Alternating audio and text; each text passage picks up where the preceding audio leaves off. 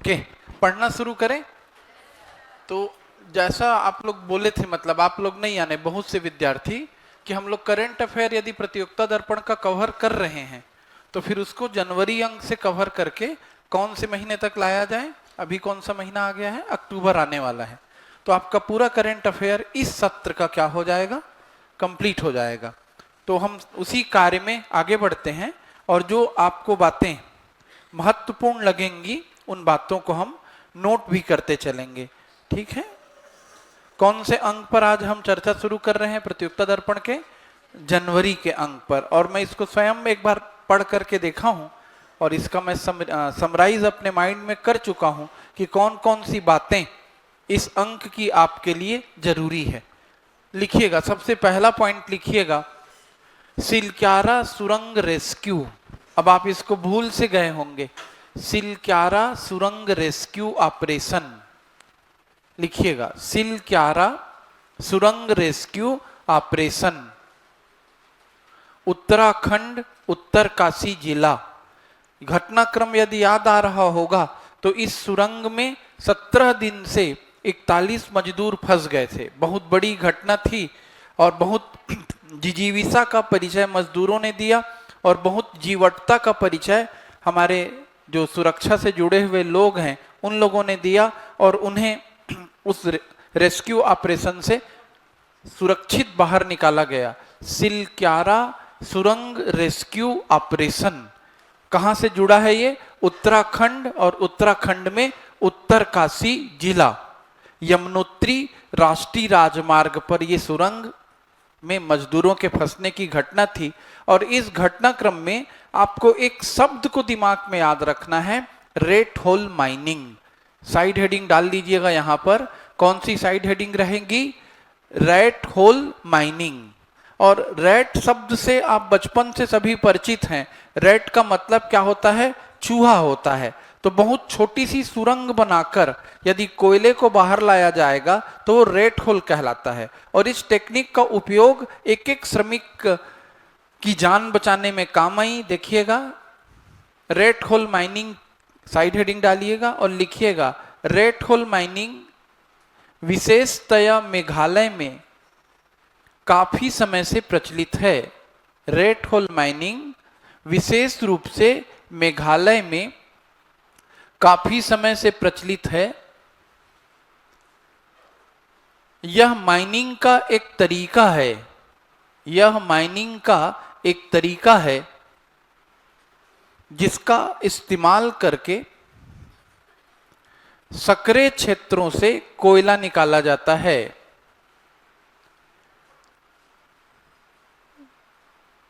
Rate hole mining विशेषतः मेघालय में काफी समय से प्रचलित है। यह माइनिंग का एक तरीका है जिसका इस्तेमाल करके सकरे क्षेत्रों से कोयला निकाला जाता है। रेट होल से आशय जमीन में खोदे गए सकरे गड्ढे से है जिसमें सिर्फ एक व्यक्ति उतर सकता है। रेट होल से आशय जमीन में खोदे गए सकरे गड्ढे से है जिसमें आमतौर पर एक व्यक्ति उतरता है, यानी ऐसी पतली सुरंग रहेगी कि एक व्यक्ति उसमें जाएगा। Rate hole mining. अगले टॉपिक पर चलिए।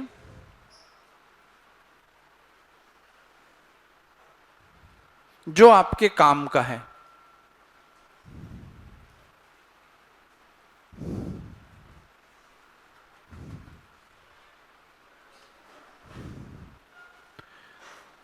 भारत का 54वां अंतर्राष्ट्रीय फिल्म महोत्सव, international film federation, international film festival of India, Bharat का 54वां अंतर्राष्ट्रीय फिल्म महोत्सव कहां संपन्न हुआ? भारत का 54वां अंतर्राष्ट्रीय फिल्म महोत्सव गोवा में संपन्न हुआ। गोवा में।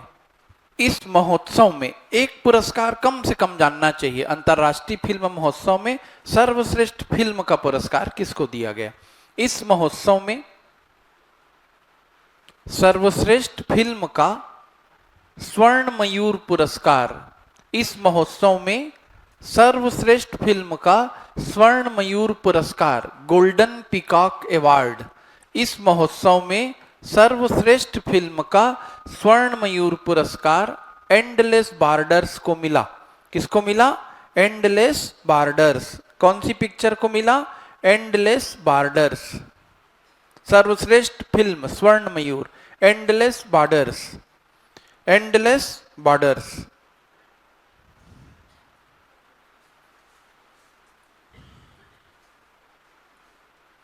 ब्रिटेन के मंत्रिमंडल में व्यापक फेरबदल हुआ है।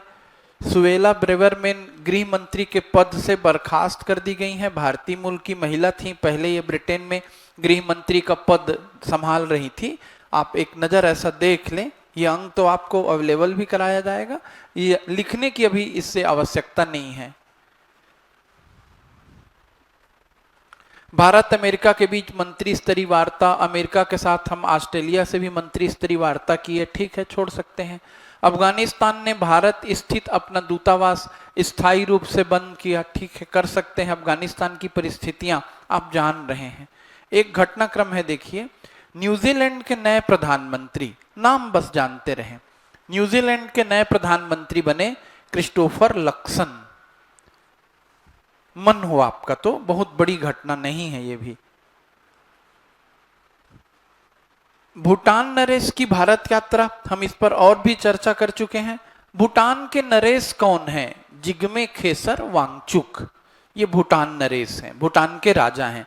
क्या नाम है भूटान नरेश का? जिग्मे खेसर वांगचुक, जिग्मे खेसर वांगचुक।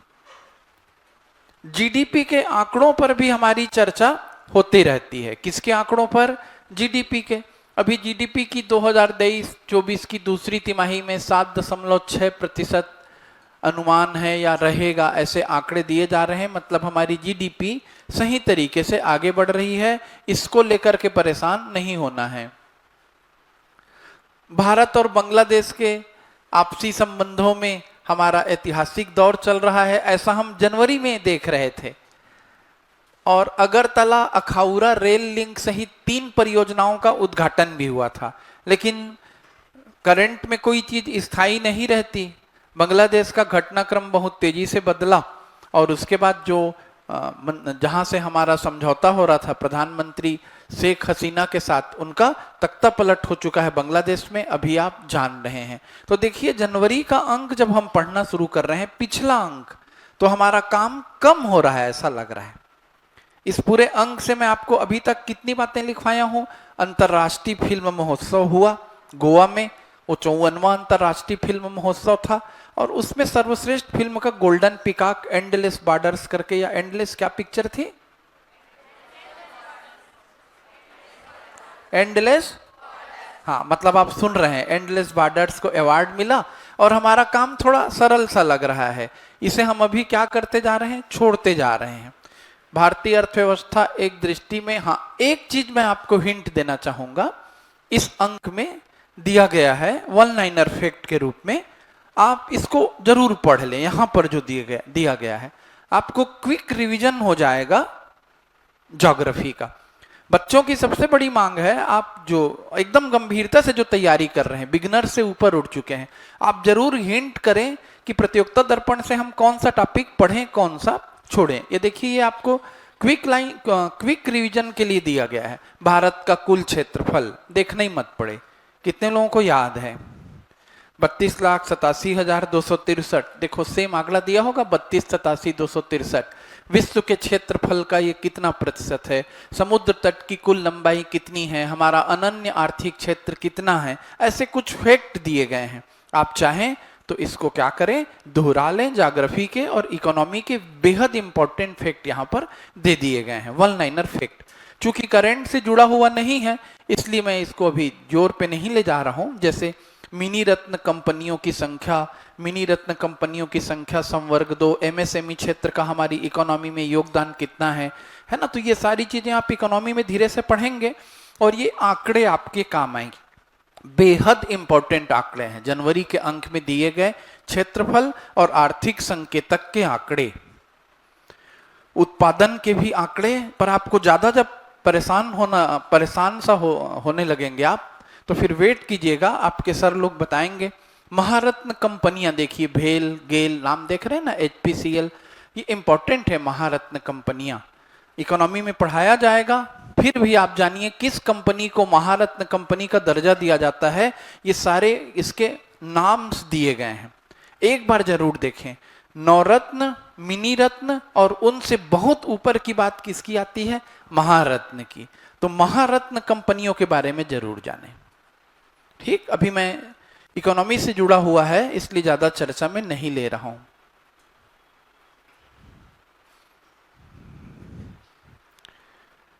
भारत में 2021-22 में घोषित जो नवीन योजनाएं थी, समृद्धि योजना, सुजलम योजना, प्रधानमंत्री गरीब कल्याण अन्न योजना, ऐसा सब कुछ को यहां पर दिया गया है। भविष्य में आप देखेंगे केंद्रीय बजट 2023-24 में जो नई घोषणाएं थी, जो बच्चा अच्छे से तैयारी कर चुका है वो एक बार देख सकता है। विदेशी व्यापार के आंकड़े हैं, विदेशी प्रत्यक्ष निवेश के आंकड़े हैं। जिसकी तैयारी है वो अपने आंकड़ों को यहां से क्या कर सकता है? अद्यतन कर सकता है, आंकड़ों को एडवांस स्थिति में ला सकता है। अब आगे बढ़िएगा, नवीनतम सामान्य ज्ञान। नवीनतम सामान्य ज्ञान में हीरालाल सामरिया देश के नए मुख्य सूचना आयुक्त। ये एक छोटा सा फैक्ट है, केंद्रीय सूचना आयोग में सूचना आयुक्त के रूप में कार्यरत रहे हीरालाल सामरिया देश के मुख्य सूचना आयुक्त हैं, chief information commissioner, CIC। Bharat के मुख्य सूचना आयुक्त, चीफ इंफॉर्मेशन कमिश्नर कौन बन गए? हीरालाल सामरिया। हीरालाल सामरिया। एक और छोटी बात, निकारागुआ की सेयन्निस पेलेसियास को मिस यूनिवर्स 2023 का खिताब। एक बार और हम लोग करंट अफेयर पर चर्चा कर रहे थे, उस समय मैंने आपको मिस वर्ल्ड के बारे में बताया था। अभी किस पर चर्चा हो रही है देखिए, निकारागुआ की रहने वाली हैं, इनका फोटो भी देख लीजिए, नाम है इनका सेयन्निस पेलेसियास। इनको मिस यूनिवर्स 2023 का खिताब मिला है। वर्ष 2023 की 72वीं मिस यूनिवर्स प्रतियोगिता एल सल्वाडोर में संपन्न हुई है और वहीं पर उन्हें ये पुरस्कार मिला है। निकारागुआ की 23 वर्षीय सेयन्निस पेलेसियास ने इसका खिताब जीता।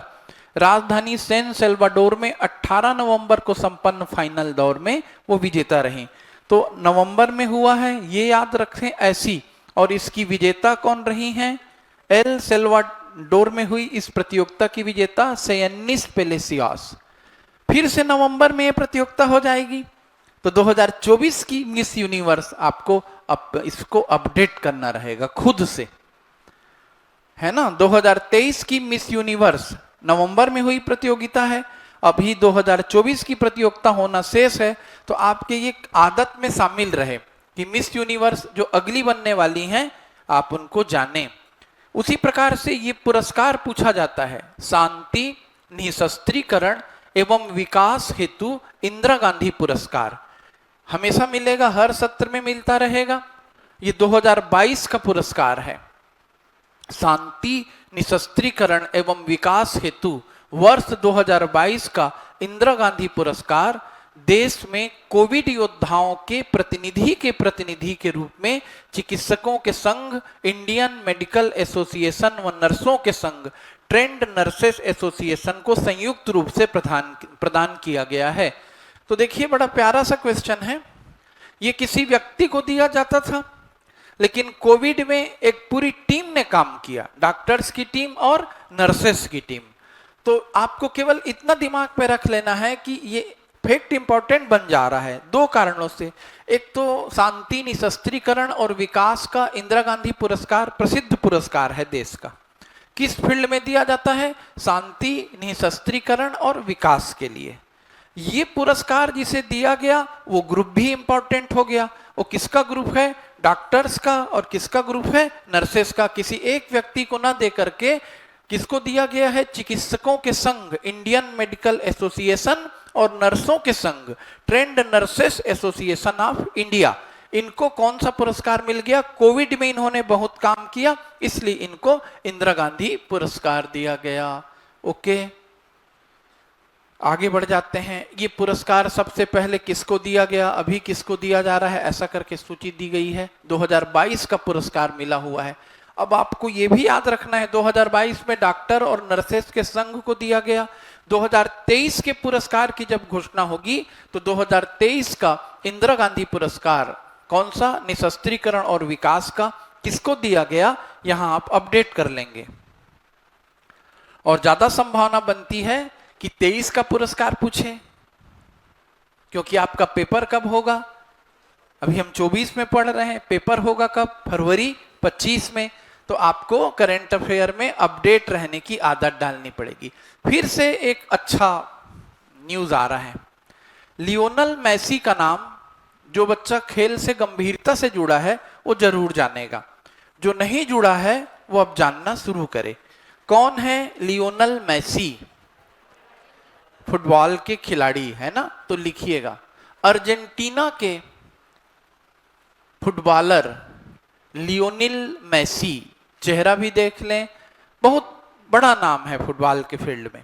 अर्जेंटीना के फुटबॉलर लियोनेल मेसी वर्ष 2023 के बेलन डियोर पुरस्कार के विजेता बने। बेलन डियोर पुरस्कार, दोबारा दोहरा रहा हूं, अर्जेंटीना के फुटबॉलर, नाम क्या है उनका, लियोनेल मेसी, वर्ष 2023 के बेलोन डियोर पुरस्कार के विजेता बने। अब आगे सुनिएगा। फ्रांसीसी फुटबॉल पत्रिका फ्रांस फुटबॉल द्वारा दिया जाने वाला यह प्रतिष्ठित पुरस्कार उन्होंने रिकॉर्ड 8वीं बार जीता है।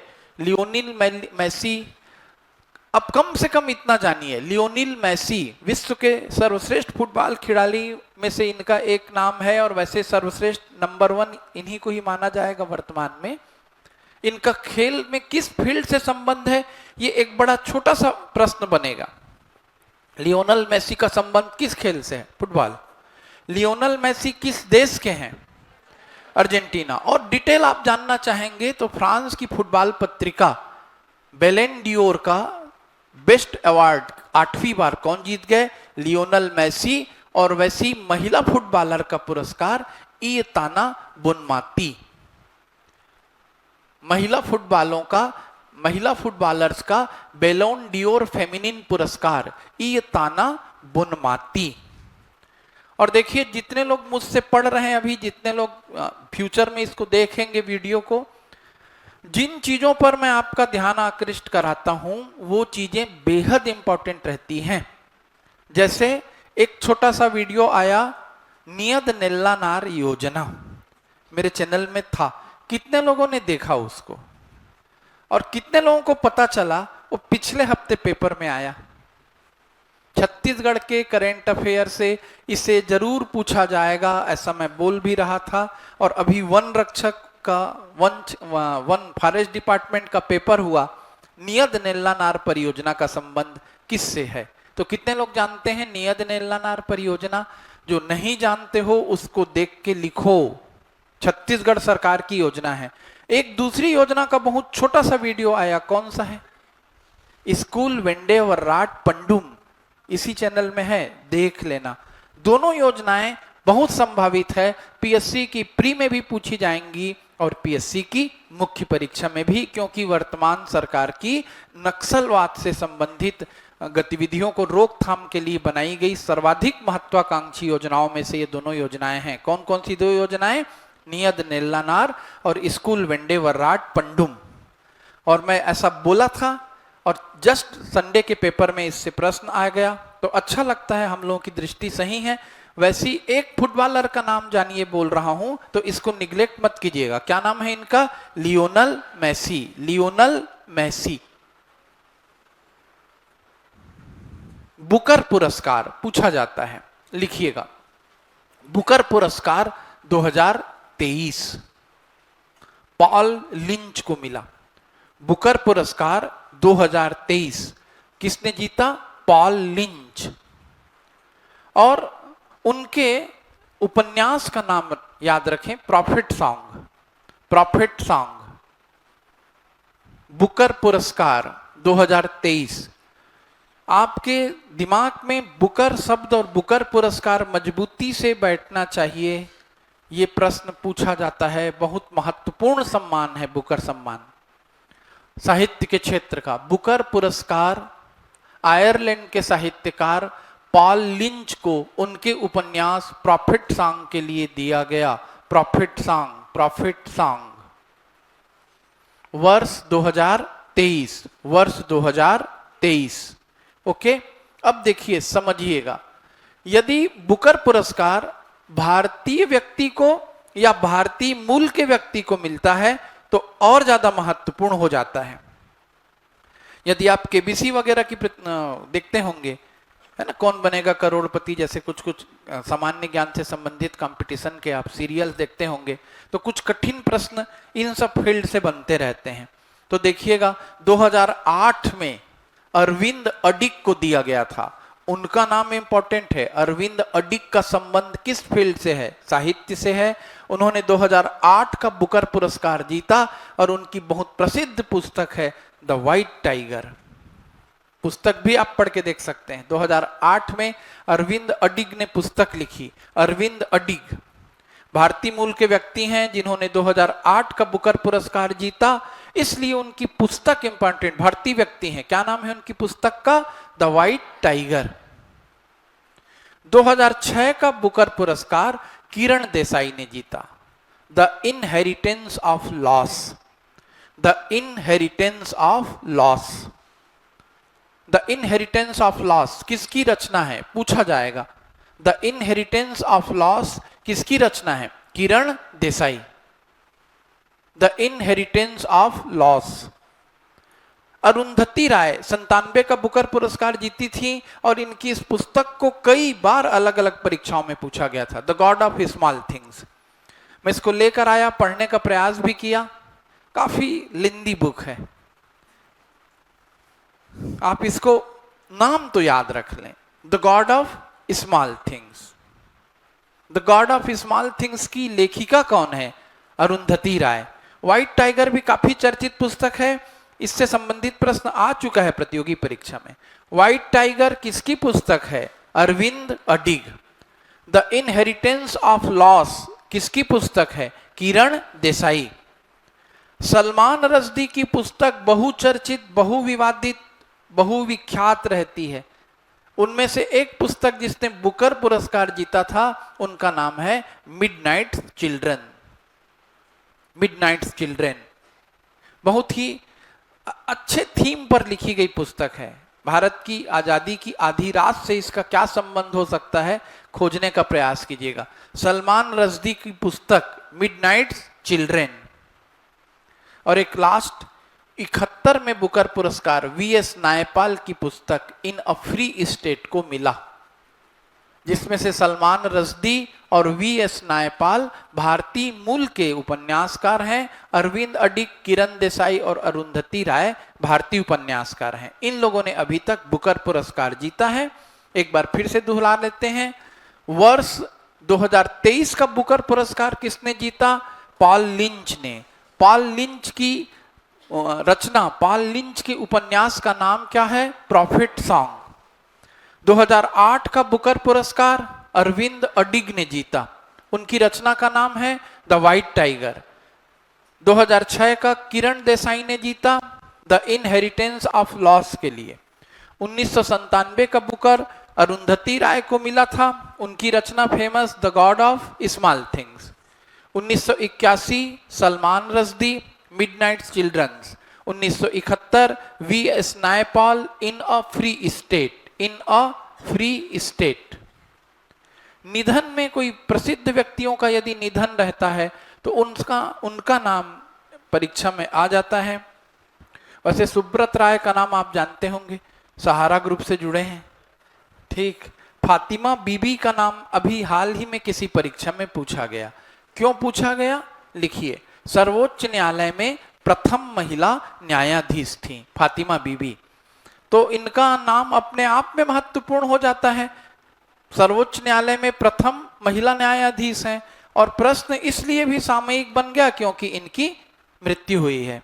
सर्वोच्च न्यायालय में प्रथम महिला न्यायाधीश रही न्यायमूर्ति फातिमा बीबी का 96 वर्ष की आयु में निधन हो गया। तो आप बाकी फैक्ट को भले याद न रखें, सर्वोच्च न्यायालय की पहली महिला न्यायाधीश कौन थी, एक बार फिर से सुन लें, कौन थी? फातिमा बीबी। फातिमा बीबी।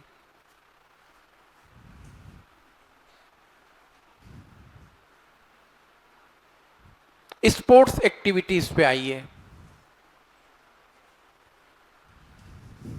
देखिए, बहुत प्रसिद्ध नाम हो चुका है शतरंज में, भाई और बहन है। कौन है वो? नहीं जानते होंगे तो धीरे धीरे जानिएगा। अभी तो भाई बहन दोनों का फोटो यहां पर नहीं है, अगले में आएगा, अगले न्यूज में। अभी लेकिन लिखिएगा, फीडे ग्रांड स्विस शतरंज टूर्नामेंट 2023। फीडे, फीडे का नाम आपने सुना होगा, शतरंज से जुड़ी संस्था है। फीडे ग्रांड स्विस शतरंज टूर्नामेंट 2023। फीडे ग्रांड स्विस शतरंज टूर्नामेंट 2023 आर वैशाली और विदित गुजराती ने कैंडिडेट्स टूर्नामेंट में भाग लेने की अर्हता प्राप्त की। ये दोनों व्यक्तियों का संबंध, दोनों खिलाड़ियों का संबंध शतरंज से है, याद रखें। आर वैशाली, विदित गुजराती। आर वैशाली, विजित गुजराती, दो खिलाड़ियों के नाम दिमाग में आपके बैठने चाहिए। शतरंज के फील्ड के बड़े खिलाड़ी हैं। और वैशाली के भाई का नाम है आर प्रज्ञानंद। जो व्यक्ति ध्यान से करंट अफेयर पढ़ता है वो आर प्रज्ञानंद का नाम जान रहा होगा। आर प्रज्ञानंद शतरंज से जुड़े हैं, आर वैशाली शतरंज से जुड़ी हुई हैं। और विदित गुजराती का संबंध भी किस खेल से है? शतरंज। आर वैशाली, आर प्रज्ञानंद, विदित गुजराती, सभी का संबंध किस फील्ड से है? शतरंज। मैं करंट अफेयर में बार बार चर्चा में ला रहा हूं सात्विक साईराज रैंकी रेड्डी और चिराग शेट्टी। ये बैडमिंटन के प्लेयर हैं। अब इनका नाम आज मैं तीसरी चौथी बार अपनी क्लास में बता रहा हूं। क्या नाम है? चाइना मास्टर्स को जीतने वाले हैं भारत के सात्विक साईराज रैंकी रेड्डी और चिराग शेट्टी। तो ये दोनों किस खेल से जुड़े हैं? ये दोनों, देखो सर, अभी रहा है सिंघा भी क्राउडेड मिस यूनिवर्स 2023 बनी है। दोनों अलग अलग मिस, राज पढ़ना शुरू कर दिया है। व्हाइट टाइगर के ऊपर मूवी बनी है। बिल्कुल ठीक है राज, तुम जुड़े रहो, बाकी चीजों पर चर्चा होती रहेगी। अभी लंबी बातचीत करने का मेरा मन नहीं है क्योंकि मैं बहुत से फैक्ट आपको बताना चाह रहा हूं। ओके, सुनते चलिएगा। चाइना मास्टर्स 2023 भारत के सात्विक साईराज रैंकी रेड्डी और चिराग शेट्टी की जोड़ी उप विजेता। चाइना मास्टर्स 2023 का उप विजेता पूछने का चांस बहुत कम है, लेकिन ध्यान में इसलिए आपका आकर्षित करा रहा हूं कि आपके दिमाग में मजबूती से बैठे सात्विक साईराज रैंकी रेड्डी का संबंध किस खेल से है? बैडमिंटन। चिराग शेट्टी का संबंध किस खेल से है? बैडमिंटन। आर प्रज्ञानंद का संबंध किस खेल से है? शतरंज। आर वैशाली का संबंध किस खेल से है? शतरंज। विदित गुजराती का संबंध किस खेल से है? शतरंज। भारत के दो और क्रिकेटर, फिर से एक इंपॉर्टेंट घटनाक्रम है, भारत के दो और क्रिकेटर डायना एडुल्जी और Virender Sehwag ICC hall of fame में। लिखें इसको।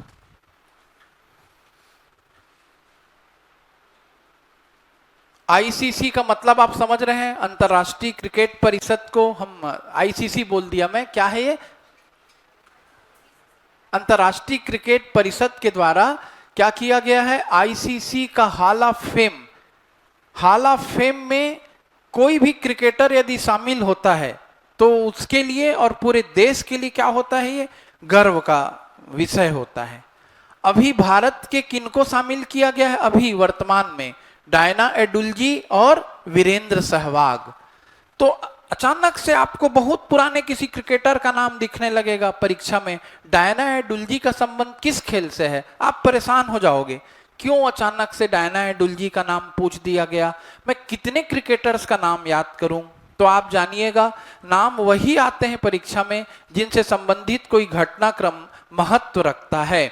डायना एडुल्जी भारतीय महिला क्रिकेट टीम की पूर्व कप्तान थी और वीरेंद्र सहवाग का नाम सभी जानते हैं। इनको हमने हॉल ऑफ फेम में शामिल होते हुए सुना, पढ़ा। अब आप जोड़ लीजिए, हॉल ऑफ फेम में शामिल किए जाने वाले पहले भारतीय क्रिकेटर सुनील गावस्कर और बिशन सिंह बेदी थे। बहुत फेमस बैट्समैन सुनील गावस्कर। फिर सचिन तेंदुलकर ने जब खेलना शुरू किया तो फिर सुनील गावस्कर के बदले किसका दौर आया? सचिन तेंदुलकर का। और सचिन तेंदुलकर के बाद फिर अभी की पीढ़ी महेंद्र सिंह धोनी, विराट कोहली, इनको याद कर रही है। तो सबसे शुरुआती दौर के हमारे क्रिकेटर बैट्समैन कौन है? सुनील गावस्कर। और वैसी बॉलर थे बिशन सिंह बेदी। सबसे पहले इनको हॉल ऑफ फेम में 2009 में शामिल किया गया। उनके बाद Kapil Dev hall of fame में शामिल हुए। तो कपिल देव का नाम भी जानते ही होंगे आप लोग, नए बच्चे हैं तो भी। कपिल देव के ही नेतृत्व में हमने वर्ल्ड कप जीता था 1983 में। बॉलर हैं कपिल देव, वैसे ऑलराउंडर हैं। तो सुनील गावस्कर, बिशन सिंह बेदी, कपिल देव। देन आफ्टर अनिल कुंबले भी हॉल ऑफ फेम में शामिल हुए। अनिल कुंबले भारत के स्पिनर थे। Rahul Dravid hall of fame में शामिल हुए। राहुल द्रविड़ बैट्समैन थे, दवाल के नाम से जाने गए, अभी भी क्रिकेट से जुड़े हुए हैं। सचिन तेंदुलकर नाम सभी जान रहे हैं। और वीनू मनकड़ भी शामिल हुए। वीनू मनकड़ बहुत पुराने बैट्समैन हैं, सुनील गावस्कर से भी पहले के, वो 2021 में शामिल हुए। तो इस प्रकार से हॉल ऑफ फेम में भारत के कितने क्रिकेटर शामिल हो चुके हैं? अब गिनते चलो कितने लोग शामिल हो गए। Sunil Gavaskar, Bishan Singh, Kapil Dev, Anil Kumble, Rahul Dravid, Sachin Tendulkar, Vinoo Mankad, then after Diana Edulji और Virender Sehwag. Hall of fame में शामिल क्रिकेटर, हॉल ऑफ फेम में शामिल क्रिकेटर।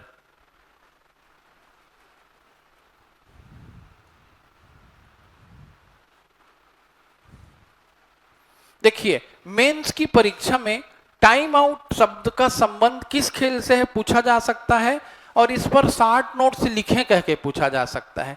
टाइम आउट का मतलब कोई भी बच्चा जानता है? हाथ उठाए। क्या होता है भाई टाइम आउट?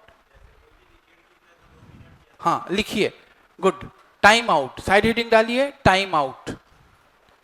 आईसीसी के नियमों के तहत टाइम आउट साइड हेडिंग रहेगी।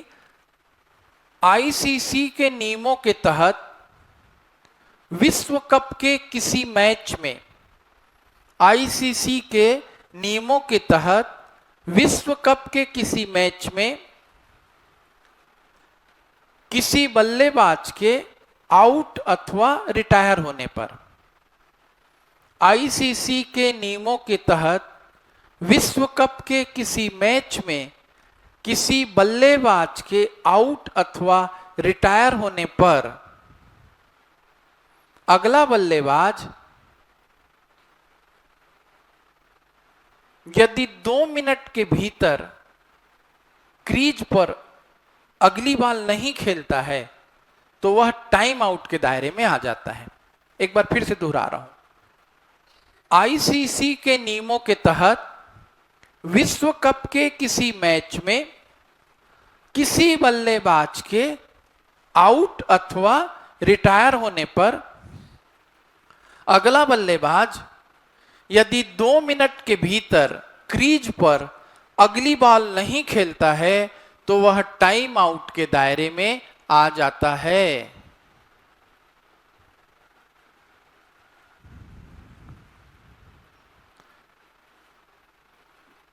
एंजेलो मैथ्यूज श्रीलंका के बल्लेबाज पहले टाइम आउट का शिकार हुए।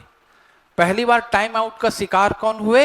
Angelo Mathews. एंजेलो मैथ्यूज ये कहां के बल्लेबाज हैं? श्रीलंका के अनुभवी बल्लेबाज हैं। ये इस टाइम आउट के नियम के पहली बार शिकार हुए। कौन? Angelo Mathews.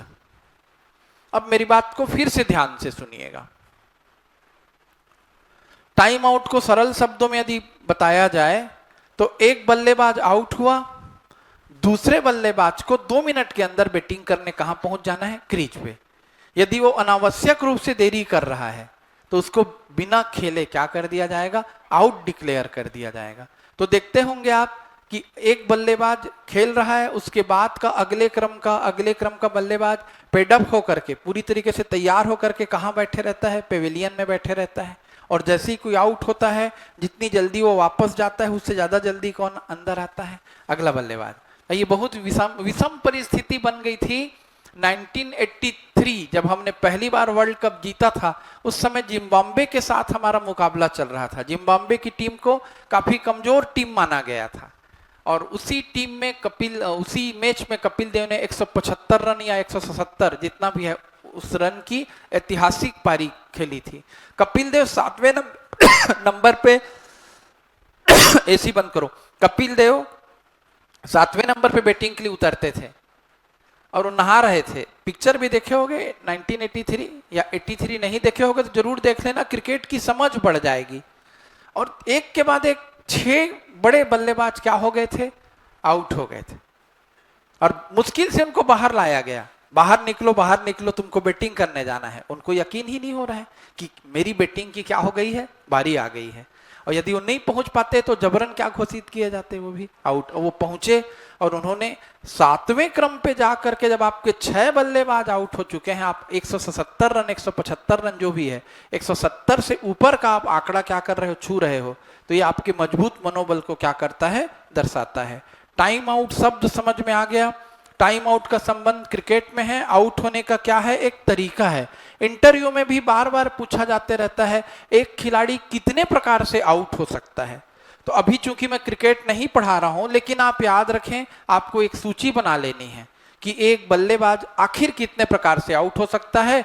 जो बच्चा जानता रहेगा वो यूट्यूब में इसको नीचे में लिख देगा उत्तर और व्याख्या करके डाल देगा कैसे कैसे आउट हो सकता है। क्लीन बोल्ड आउट होगा, स्टंपिंग से आउट होगा, रन आउट होगा, कैच होकर के आउट होगा, एलबीडब्ल्यू आउट होगा। ऐसे पूरी सूची आप बना सकते हैं। आगे बढ़ते हैं। यह भी बड़ा प्यारा न्यूज है। एक दिवसीय अंतरराष्ट्रीय क्रिकेट में सर्वाधिक शतकों का विश्व रिकॉर्ड अब किसके नाम आ गया है, विराट कोहली। और विराट कोहली ने किसके रिकॉर्ड को तोड़ा, किसके रिकॉर्ड को तोड़ा, सचिन तेंदुलकर के रिकॉर्ड को। तो इसको जो नहीं जानता है वो जरूर जान ले। एक दिवसीय अंतरराष्ट्रीय क्रिकेट में सर्वाधिक शतकों का विश्व रिकॉर्ड किनके नाम है, विराट कोहली के नाम है। सचिन ने कितने शतक बनाए थे एक दिवसीय में, वनडे में 49, और कोहली ने कितने बनाए, 50। उसके बाद आगे बढ़े हैं कि नहीं बढ़े हैं 50 से, आपकी जानकारी होनी चाहिए। तो ये रिकॉर्ड उन्होंने 15 नवंबर 2023 को मुंबई के वानखेड़े स्टेडियम में तोड़ा था। किनका रिकॉर्ड तोड़ा था, सचिन तेंदुलकर का। वर्तमान में यदि पूछा जाएगा वर्तमान में एक दिवसीय अंतरराष्ट्रीय क्रिकेट में सर्वाधिक शतक बनाने वाले बल्लेबाज कौन है, तो वर्तमान में कौन है, विराट कोहली। उन्होंने सचिन तेंदुलकर का यह रिकॉर्ड कब तोड़ा, 15 नवंबर 2023 को। यदि ऐसा तारीख पूछने की परंपरा नहीं है, किस देश के खिलाफ तोड़ा, तो न्यूजीलैंड के खिलाफ शतक बनाकर तोड़ा। अब देखिए एक नई चुनौती आपके सामने है। पैरालंपिक्स के जितने प्लेयर हैं, जो दिव्यांग प्लेयर होते हैं, उनकी प्रतियोगिता पैरालंपिक्स कहलाती है। आजकल ये बहुत ज्यादा चर्चा में है क्योंकि इन्होंने अपनी जीवटता से एक नया इतिहास रख दिया है। तो पैरालंपिक्स में पैरा तीरंदाजी के शीतल देवी और राकेश कुमार एशियाई तीरंदाजी चैंपियनशिप में भारत का पदक तालिका में दूसरा स्थान और पैरा तीरंदाजी में शीर्ष स्थान। शीतल देवी और राकेश कुमार, कम से कम नाम जानिए, इनका फील्ड क्या है, तीरंदाजी है। कौन से 2 प्लेयर, शीतल देवी, हाथ नहीं दिख रहा है, देख रहे होंगे आप, तो ये तीरंदाजी करती होंगी तो पैर से करती होंगी, जैसा भी होगा आप समझिएगा इस खेल में। और कौन है इधर, राकेश कुमार। शीतल देवी एशियाई तीरंदाजी में हमारी टीम को आगे बढ़ाने में इनका नाम था।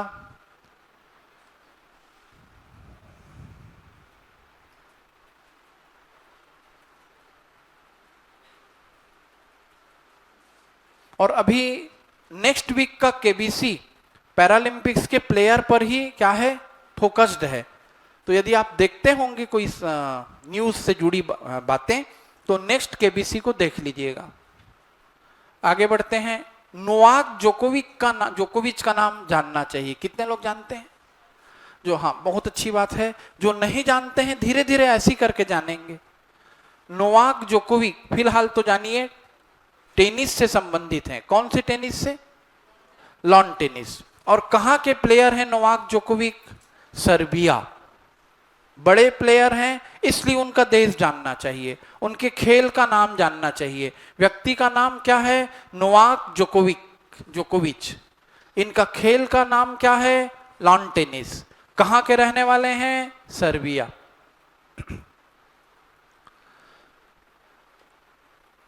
तो टेनिस प्लेयर में रैंकिंग मिलती है। तो वर्ल्ड के नंबर 1 टेनिस प्लेयर की रैंकिंग में कौन जा रहे हैं?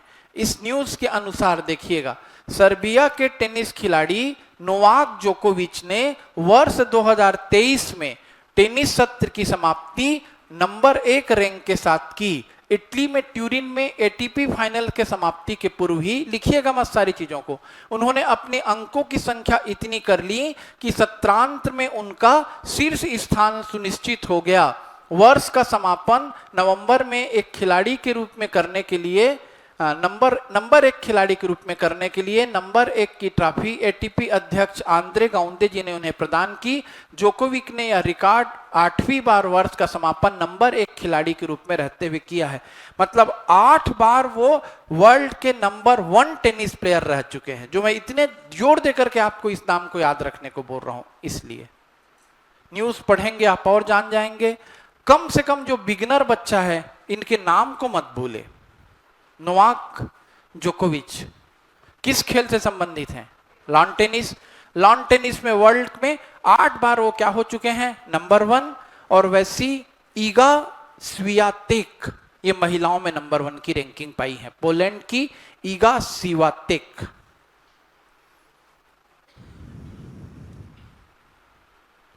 अच्छा, इटली 47 वर्ष पश्चात डेविस कप का विजेता बना।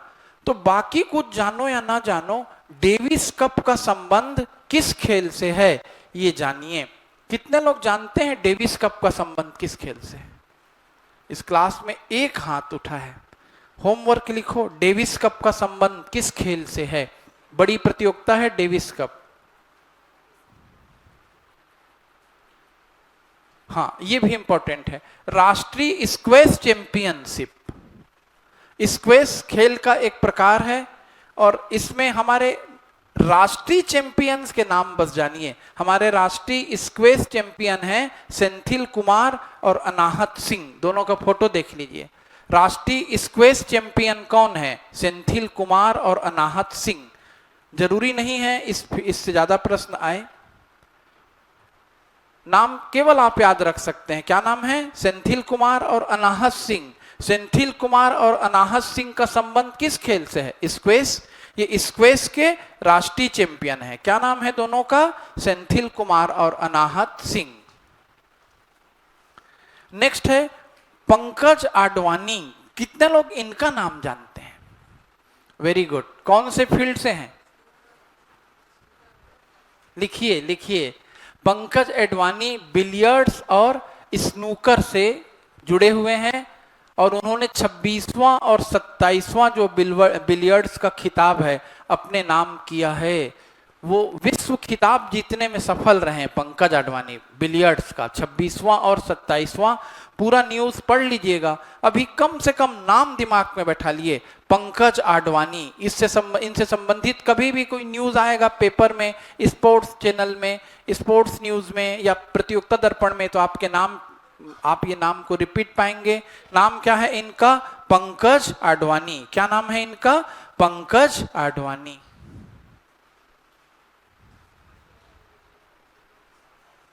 अब देखिएगा फिर से, गोवा में यह भी इंपॉर्टेंट घटनाक्रम है। राष्ट्रीय खेल महोत्सव होता है राष्ट्रीय स्तर का। गोवा में 37वां राष्ट्रीय खेल हुआ। उसमें पदक तालिका में सेना और हरियाणा को क्रम है ना, महाराष्ट्र का पदक तालिका में शीर्ष स्थान, सेना और हरियाणा को क्रमशः दूसरा और तीसरा स्थान मिला। तो ये काफी बड़ा न्यूज हो जाता है। लंबा सा कवरेज मिलेगा। लेकिन इतना इसमें जानना जरूरी है कि हमारा 37वां राष्ट्रीय खेल संपन्न हुआ है। कहाँ संपन्न हुआ है? गोवा में।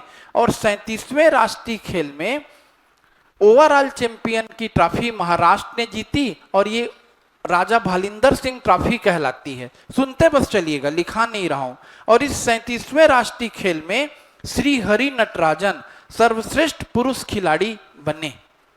तो श्री हरि नटराजन, ये आपके लिए अगला होमवर्क होगा। श्री हरि नटराजन किस खेल से जुड़े हैं, क्यों उनको सर्वश्रेष्ठ पुरुष खिलाड़ी का पुरस्कार दिया गया? और वहां पर उनको पुरस्कार देते हुए एक महिला खड़ी हैं, बहुत सम्माननीय है। कितने लोग इनका चेहरा देखकर पहचान गए? कौन है?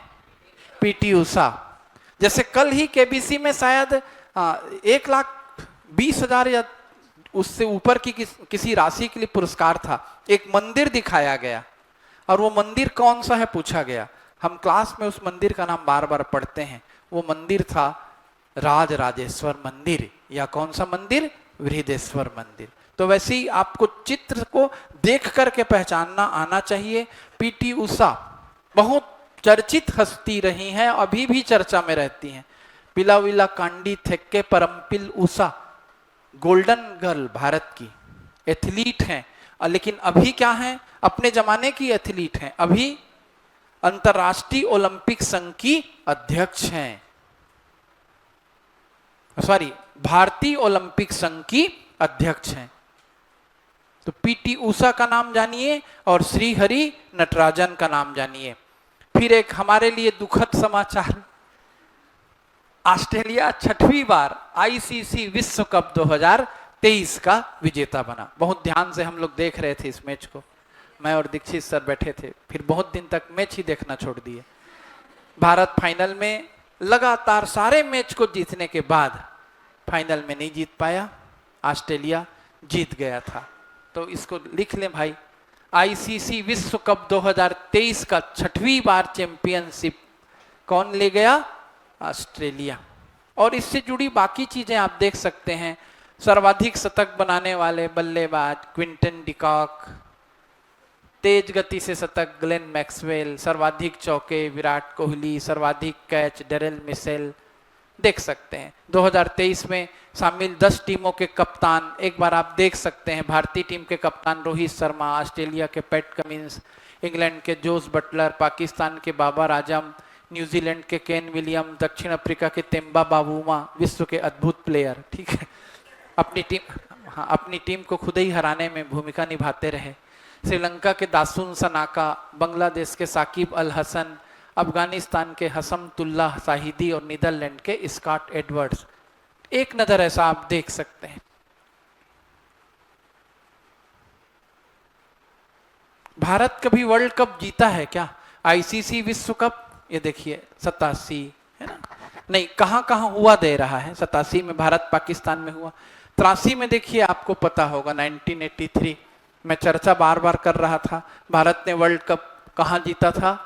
ये वर्ल्ड कप हुआ कहां था? इंग्लैंड में जीता था भारत ने। किसको हराकर जीता था? वेस्ट इंडीज को। 2011 में भारत ने किसे हराकर जीता था? श्रीलंका को। 2023 में भारत और ऑस्ट्रेलिया के बीच रहा है ना, मेजबान भारत था जिसमें हम अभी जीत तो सकते थे, लेकिन जीत कौन गया? ऑस्ट्रेलिया। तो ऐसा आप इसको अपडेट भी कर सकते हैं, आपकी इच्छा है। डिपेंड करता है आप चीजों को कितने रुचिकर तरीके से लेते हैं।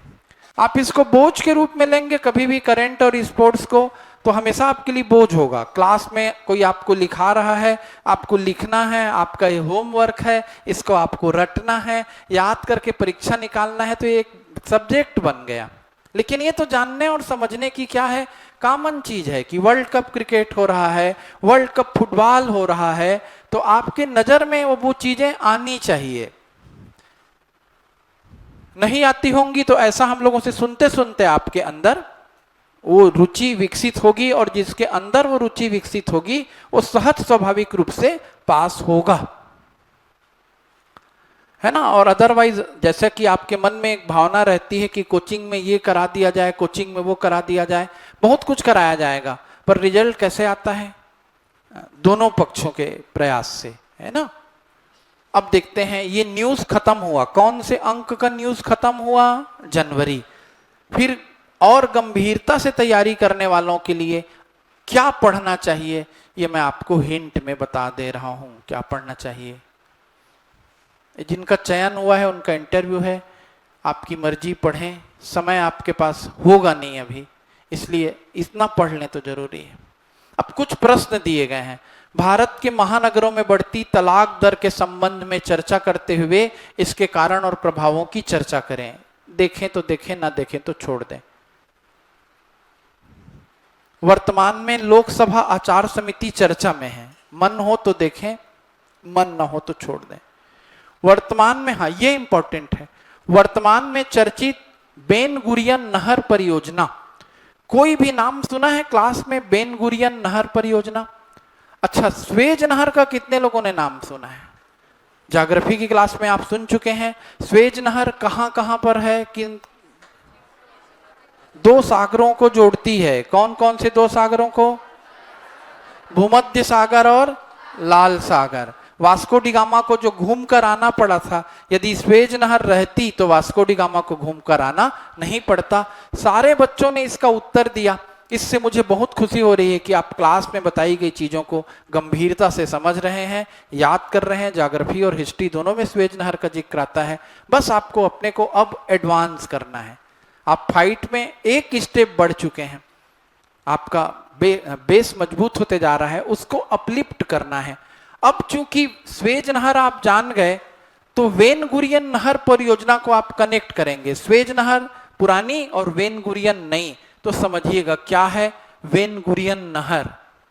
आपने सबने स्वेज नहर के बारे में बताया तो मेरा कॉन्फिडेंस बढ़ गया आप लोगों के ऊपर।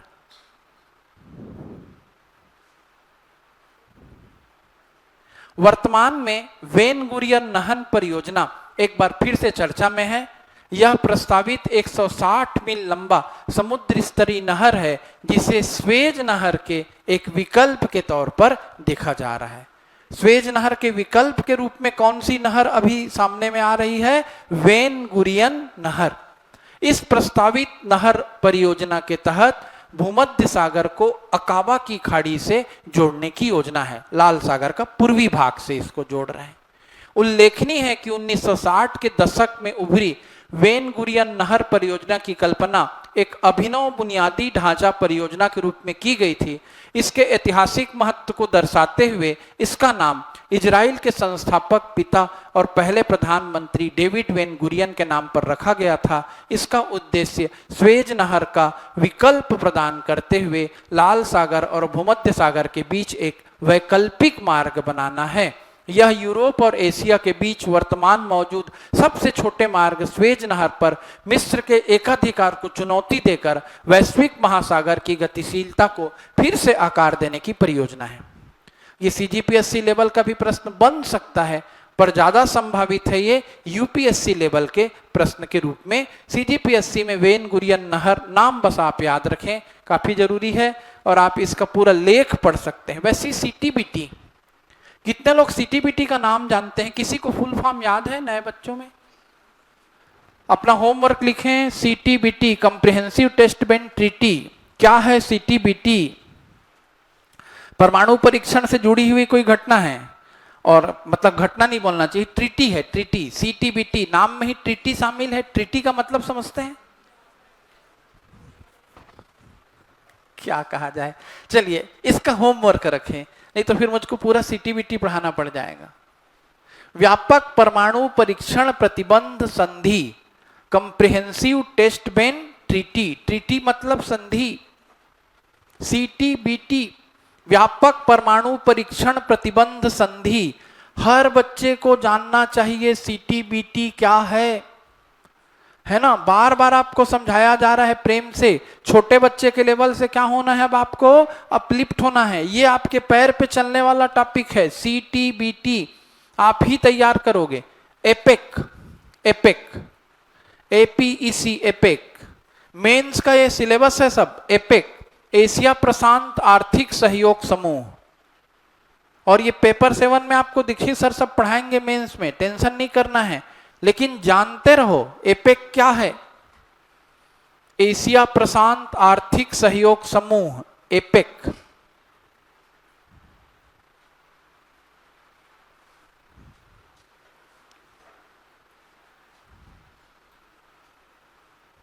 क्या भारत इसका सदस्य है? पूरे लेख को पढ़ेंगे तब आपको सारी चीजें क्लियर होंगी। एपेक, इतना हिंट काफी है। तेजी से बढ़ते असुरक्षित उपभोक्ता ऋणों पर लगाम। तेजी से बढ़ते असुरक्षित उपभोक्ता ऋणों पर लगाम, जानते हैं ये क्या है? नहीं। आपको ऋण लेने के लिए बार बार प्रेरित किया जाता है ना, अभी इस पर चर्चा नहीं करते। चलो, $1 ट्रिलियन की अर्थव्यवस्था बनने के लिए राज्यों के बीच प्रतिस्पर्धा। जिसकी इकोनॉमी में बढ़िया रुचि होगी वो इस लेख को पढ़ेगा, नहीं तो छोड़ देगा। हाँ, जलवायु परिवर्तन से उपजे खतरे, COP28 से अपेक्षाएं। COP28, COP28 आपको पढ़ना है। क्या पढ़ना है? COP28। क्या नाम है भाई इसका? COP28। और पर्यावरण से जुड़ा निबंध, पर्यावरण जीएस का एक पार्ट है, पर्यावरण एसे से जुड़ा हुआ है, पर्यावरण मेंस से जुड़ा हुआ है। इस निबंध को आप नहीं छोड़ेंगे। कौन सा निबंध है? COP28 की बैठक। लंबा समय लगेगा इसलिए मैं नहीं पढ़ा रहा हूं, है ना। कभी सारा सिलेबस यदि हो गया तो फिर आपको बहुत हाई लेवल से हम अपलिफ्ट करा सकते हैं। आप लोग बुला लीजिएगा, आपका पढ़ने का मन रहेगा तो। अब स्मरणीय तथ्य, आपकी मर्जी। पहले भी मैं हिंट देते आ रहा हूं, स्मरणीय तथ्य को पढ़ना चाहिए। हाँ, इसके बाद एक बड़ा लेख है, इसको फिर से पढ़ना है। भारत तथा G20 सम्मेलन। यद्यपि बात पुरानी होते जा रही है, फिर भी बड़ी घटना है। भारत की मेजबानी में G20 शिखर सम्मेलन 2023 में नई दिल्ली में आयोजित हुआ। भारत की मेजबानी में G20 शिखर सम्मेलन नई दिल्ली में 2023 में आयोजित हुआ और मेंस में फुल क्वेश्चन आया G20 से, निबंध में आया था। G20 क्या है बेटा? G20, हाँ, तो फिर सुनना भी क्यों बंद कर देते हो? नहीं समझ में आता तो पूछ भी तो सकते हो। आप सीटीबीटी नहीं जान रहे हैं, यहीं से तो आपको क्या होगा, समझ में आएगा ना। ये देखिए, उधर से देखो आपके कंपटीटर ऑनलाइन वाले, देखो पापुआ न्यू गिनी नया कंट्री बना था, सीटीबीटी का new member, comprehensive nuclear test band treaty, Suez canal, सबको देखो लिख के भेज रहे हैं ऑनलाइन के बच्चे। और तुमको नर्वसनेस लग रहा है। जब अपनी कमजोरी समझ में आती है ना, तब आदमी जागता है। और मेरे जैसा व्यक्ति जिसको तुम्हारे को खुश करने की परवाह नहीं है, वो ऐसा पढ़ा सकता है। तुमको खुश करना चाहूं तो छोटे से एक करंट अफेयर को लेके मैं कहानी सुना के लंबा खींच के तुमको क्या कर सकता हूं, प्रसन्न कर सकता हूं। लेकिन मेरे द्वारा तुमको प्रसन्न किए जाने से तुम्हारा पेपर नहीं निकलेगा। तुम अपनी कमजोरियों को, अपनी लिमिटेशंस को जानोगे, हमको कितना आगे मेहनत करना है, तब तुम सफल होगे। और करंट अफेयर के फील्ड में बहुत मेहनत की जरूरत होती है। आप लोग नर्वस महसूस करने लग गए, रोक दूं आगे? अगले महीने के प्रतियोगिता दर्पण पर चलें? यस सर, है ना, थक गए इतना जल्दी। चलो दोहराओ अभी के करंट अफेयर को, इसके बाद नेक्स्ट मंथ के प्रतियोगिता दर्पण पर जाएंगे। आपकी हिम्मत क्या हो गई? खत्म हो गई। अभी और भी लेख हैं इसमें, कैसे पढ़ पाएंगे ऐसा लगने लगता है ना, छोटे छोटे बच्चे हैं। सब गलत बात है। सरोगेसी पर सर्वोच्च न्यायालय का निर्णय, कितने लोग सरोगेसी जानते हैं? सरोगेसी लिखो, सरोगेसी क्या है? सरोगेसी, एक महिला दूसरे व्यक्ति के लिए एक बच्चे को जन्म देती है। सरोगेट मदर बच्चे की जैविक मां नहीं होती, वह सिर्फ बच्चे को जन्म देती है।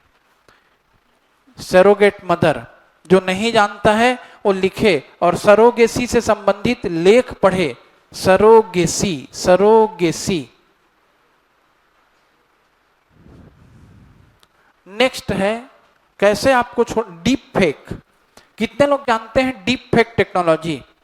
लिखो इसको, मेंस के निबंध के लिए ये काम आएगा। तुमसे डर के पढ़ाएंगे तब तो हो गया। डीप फेक टेक्नोलॉजी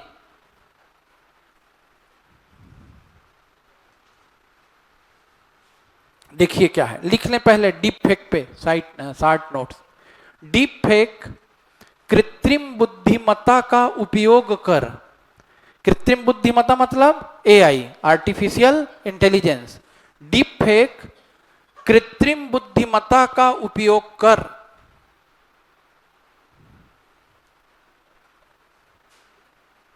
बनाया गया वह वीडियो है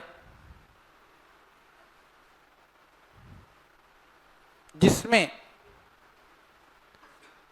किसी व्यक्ति द्वारा, डीप फेक कृत्रिम बुद्धिमत्ता का प्रयोग कर बनाया गया वह वीडियो है जिसमें किसी व्यक्ति द्वारा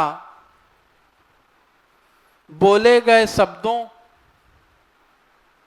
शरीर की गतिविधि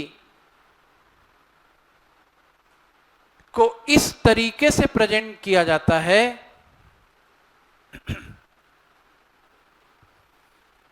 कि वीडियो असली है या नकली पता लगाना कठिन हो जाता है। डीप फेक इस तरीके से तैयार किया गया वीडियो है कि असली है या नकली ये पता करना क्या हो जाता है, कठिन। तो देखिए फेक वीडियो पहचान में आते थे, किसी व्यक्ति के सिर को लगा दिए रहते थे और बाकी है ना, अभी भी देखते होगे सिंपल वीडियो, आप देखते होगे सिंपल फेक वीडियो, किसी व्यक्ति के बदले है ना दूसरे का उसमें सिर लगा दिए और कुछ डायलॉग वगैरह बोलते दिखा दिए, लोगों का उससे मनोरंजन हो गया, ये फेक वीडियो हो रहा है। डीप फेक में इतने अच्छे तरीके से दिखाया जाता है कि आपको पता ही नहीं चलेगा कि असली है कि नकली। और ये सबसे ज्यादा चर्चित हुआ जब मोदी जी को गरबा या डांडिया डांस करते हुए दिखाया गया था डीप फेक के माध्यम से, और लोगों को लग रहा था, वो वीडियो वायरल भी है, लोगों को लग रहा था कि प्रधानमंत्री मोदी जी ही गुजरात के किसी कार्यक्रम में क्या कर रहे हैं, नृत्य कर रहे हैं, नृत्य समूह के साथ जुड़कर। तो ये बहुत अच्छी टेक्नोलॉजी भी है और इसके बहुत ज्यादा दुरुपयोग की भी क्या है, संभावना है। और ये वर्तमान में बहुचर्चित टेक्नोलॉजी है। यदि आप आज के जमाने के बच्चे हैं और आप डीप फेक नहीं जान रहे हैं, एआई नहीं जान रहे हैं, तो आप बहुत गलत कर रहे हैं। अभी कौन सा पेपर हुआ था 2 सप्ताह पहले, हॉस्टल वार्डन, कितने क्वेश्चन थे कंप्यूटर से लगातार, 30 क्वेश्चन। आप यदि इन चीजों को नहीं जानेंगे तो आपका भविष्य कैसे मैं सिक्योर मानूं। जानिए, इसको पढ़िए, डीप फेक टेक्नोलॉजी क्या है, एआई क्या है, हर हाल में जानिए, नर्वस नहीं होना है। डीप फेक के विरुद्ध कानूनी प्रावधान क्या है, ये मेंस के निबंध का हिस्सा कैसे नहीं बनेगा, एआई से उत्पन्न चुनौतियां और समाधान, ये एक समस्या है कि नहीं देश की, साइबर क्राइम समस्या और समाधान वर्तमान में भी पड़ रहा है। आप इससे कैसे निपटेंगे, इसका सदुपयोग कैसे होगा, इसका दुरुपयोग कैसे होगा। दुनिया की हर टेक्नोलॉजी, हर व्यवस्था अपने साथ प्लस माइनस दोनों लेकर आती है। चाकू से हम ऑपरेशन करके जीवन भी बचाते हैं और चाकू से किसी के पेट में वार करके हम क्या कर देते हैं, उसकी जान भी ले लेते हैं। डिपेंड करता है कि हम किसी चीज का उपयोग कैसे करते हैं। तो इसलिए इसको आपको जब तक पढ़ेंगे नहीं ऐसे लेख को, आपके अंदर का खुद का लेखक कैसे जागेगा। मेंस में आपको निबंध भी लिखना रहता है, छोटे बच्चों से बड़े बनना है। एआई और डीप फेक पर आपको क्या पढ़ना है, ऐसे। अब ये देखिए, वित्तीय बाजार में प्रयुक्त अद्यतन शब्दावली क्राउड फंडिंग लिखा हुआ है। क्राउड फंडिंग पे आपको आर्टिकल पढ़ना है, बाकी चीजों को भले छोड़ दें। क्राउड फंडिंग बहुचर्चित शब्दावली है वित्तीय बाजार की। क्राउड फंडिंग यहां पर दिया हुआ है, पढ़ लीजिएगा क्राउड फंडिंग को, बाकी चीजों को भले आप छोड़ सकते हैं। मैं आपकी मदद कर रहा हूं, इसमें तो शब्दावली का भंडार है। भारत की बैंकिंग प्रणाली की अद्यतन प्रवृत्तियां, बिल्कुल इसमें एक चीज जरूर पढ़ें, कैशलेस इकोनॉमी, हेडिंग डालें कैशलेस इकोनॉमी। आपको किस पर प्रिपेयर होना है, कैशलेस इकोनॉमी पर। कैशलेस इकोनॉमी ममता बनर्जी वाले में ज्यादा फेमस हुआ है deep fake. Kolkata police notice भेजी थी, जो बनाया था उसको, ओके ठीक है। अभी तो डीप फेक के और भी कई हम कार्य देखेंगे, ठीक है राज, पढ़ते रहो ऐसी। कैशलेस इकोनॉमी, कैशलेस इकोनॉमी, उस पर आपको ध्यान देना है, कैशलेस इकोनॉमी पर। ऐसा लगता था कि भारत में कैशलेस इकोनॉमी की अवधारणा कभी सफल नहीं होगी, लेकिन बड़ा अद्भुत है। ये कहा जा रहा था कि भारत के लोगों को लिटरेसी तो है नहीं, वो कंप्यूटर में लिटरेट कैसे होंगे। लेकिन जानते हो हमारे हर फल के ठेले पे, चाट ठेले पे, गुपचुप ठेले पे, ऑटो वाले पे, सबके पास क्या आ चुका है, अब स्कैनर आ चुका है। हर कोई क्या कर रहे हैं, अब आपसे ऑनलाइन पेमेंट ले रहे हैं। 10 रुपए भी देना किसमें आसान समझा जा रहा है। अब चिल्लर की समस्या से बचना है करके आदमी फोन पे करने लगा है। तो इस पूरे लेख को पढ़िएगा। निबंध लिखने के लिए आ सकता है कैशलेस इकोनॉमी। तो क्या पूरी इकोनॉमी को कैशलेस बना देना चाहिए? सोचना, बना देंगे तो क्या होगा, नहीं बनाएंगे तो क्या होगा, और क्या बन सकती है, क्या नहीं बन सकती है इकोनॉमी। इससे आपके थिंकिंग की प्रवृत्ति क्या होगी, बढ़ेगी। सिंथेटिक मानव भ्रूण विज्ञान की नई उपलब्धि। व्हाट इज सिंथेटिक मानव भ्रूण? शब्द को तो जाने। ये देखिए, जब मैं डीप फेक पे चर्चा कर रहा था, प्रतियोगिता दर्पण को लगा कि डीप फेक एक बहुत इंपॉर्टेंट घटनाक्रम है, जैसे मैं बता रहा था। तो देखो, उसने डीप फेक उपयोग और चुनौतियां करके एक शीर्षक दिया। अभी इसको मैं मेंस की क्लास में भी पढ़ाऊंगा, और मेंस के बच्चों को भी मैं कितना ही निबंध पढ़ाऊं, उनके लिए भी ये वीडियो है। आपको इस आर्टिकल को पढ़ना है, डीप फेक उपयोग और चुनौतियां। डीप फेक उपयोग और चुनौतियां, तब आप मेंस में लिख पाओगे। पुनर्गठन से ही रहेगी सुरक्षा परिषद प्रभावी। सुरक्षा परिषद कहां से जुड़ी हुई है? यूएनओ से जुड़ा हुआ है, यूनाइटेड नेशन ऑर्गेनाइजेशन। इसके पुनर्गठन की बार बार मांग हो रही है। अभी चर्चा करूंगा तो आप नर्वस फील करोगे और ज्यादा। अब जाकर के प्रतियोगिता दर्पण, ये देखिए, शिक्षा में आर्टिफिशियल इंटेलिजेंस के संभावित लाभ। हम एजुकेशन के फील्ड में एआई का कैसे उपयोग कर सकते हैं। तो डीप फेक और एआई को ऐसा एक लाइन पढ़ने से काम नहीं होगा। इस पर आप बड़े लेख को क्या करें, पढ़ें। एआई पर पर्याप्त बड़ा लेख दिया गया है। जो पढ़ेगा उसके सोचने का नजरिया बदलेगा। जो नहीं पढ़ेगा वो ऐसे ही बैठे सुनते रहेगा। एक मिनट, इसको देख लेते हैं। एक आध कोई आर्टिकल और हो, इतना काफी है एक अंक में आपका पढ़ना। कारपोरेट जगत में बड़े पदों पर महिलाएं क्यों नहीं हैं। फिर इसके बाद आपको छोटा छोटा वन लाइनर फैक्ट जरूर पढ़ना चाहिए। जैसे क्या दिया हुआ है, कौन सी बौद्ध संगीति अशोक के शासनकाल में हुई? कितने लोग जानते हैं? तीसरी बौद्ध संगीति। ऐसे प्रश्न आपको याद कर। ऋग्वेद के किस मंडल में 4 वर्णों के बारे में बताया गया है? 10वें मंडल में। इससे आप जानेंगे कि आप भूल रहे हैं चीजों को, फिर आप उसको क्या करेंगे, रिकॉल करेंगे। पढ़िएगा इसको, ठीक है। तो ये एक अंक समाप्त हुआ, फरवरी अंक। अब चूंकि आप थोड़ा सा नर्वस फील करेंगे, नए बच्चे हैं, सामने बच्ची अच्छे से लिख रही थी, दिखाइए कॉपी को। अब इस अंक से हमें दोहराना है। जब आप दोहराएंगे, जनवरी अंक के बाद तुरंत हम ब्रेक के बाद कौन सा अंक पढ़ेंगे? फरवरी। जनवरी अंक की चीजों को जब आप दोहराएंगे तो आपका कॉन्फिडेंस लेवल बढ़ेगा। सबसे पहले हमने किस शब्द को देखा था? एक सुरंग के बारे में हमने चर्चा की थी। वहां पर बहुत से मजदूर फंस गए थे और वहां पर एक शब्द आया था, रेट होल। ठीक, आपके दिमाग में आ चुका है। उसके बाद हमने अंतर्राष्ट्रीय फिल्म महोत्सव पर चर्चा की। अंतर्राष्ट्रीय फिल्म महोत्सव गोवा में हुआ और वहां पर गोल्डन पिकॉक मिला एक मूवी को। कौन सी थी वो मूवी? Endless borders. न्यूजीलैंड के प्रधानमंत्री का नाम आप देख सकते हैं, जरूरी नहीं है बताया। भूटान के नरेश कौन है, मैंने आपको बताया था, ठीक, जिग्मे खेसर वांगचुक। देश के नए मुख्य सूचना आयुक्त हीरालाल सामरिया। मिस यूनिवर्स 2023 याद कर लीजिएगा।